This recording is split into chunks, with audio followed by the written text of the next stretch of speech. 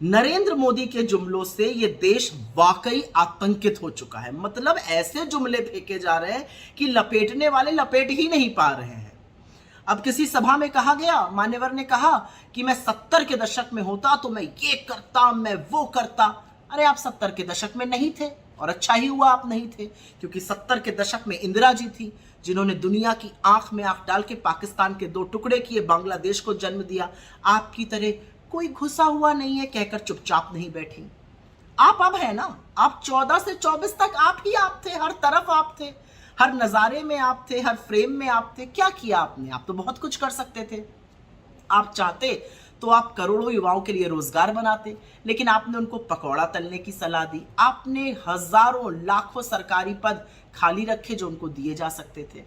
आप चाहते तो आप महंगाई कम कर सकते थे, लेकिन आपने पेट्रोल को शतक पार लगाया, आटा, दही, दवाई, पढ़ाई, हर चीज पर टैक्स लगाया।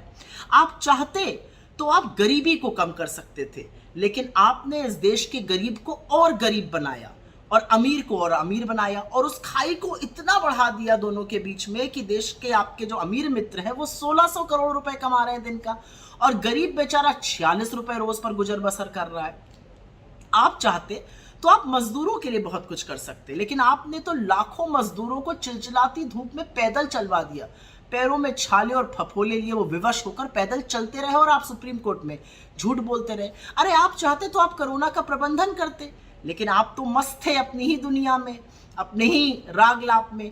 तो आपने हजारों लाखों को लाशों को तैरने दिया गंगा में। आप चाहते तो आप किसानों को एमएसपी देते, कानूनी गारंटी देते उसकी, लेकिन आपने किसानों को छला। आपने किसानों के ऊपर आंसू गैस के गोले चलवाए, आपने किसानों की सड़कें खुदवाई, उनकी कीलें गड़वाई।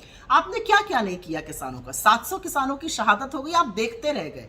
आप चाहते तो आप महिलाओं के लिए इस देश को और सुरक्षित कर सकते थे, लेकिन आपकी नाक के नीचे महिलाओं के खिलाफ अपराध होता रहा, और आप अपराधी और दोषी के साथ खड़े रहे, उन्हीं को संरक्षण देते रहे। आप चाहते तो आप हाशिए पे पड़े लोगों को मुख्य धारा में ला सकते थे। हम गिनती करते रहे, आपने हमारी एक ना सुनी।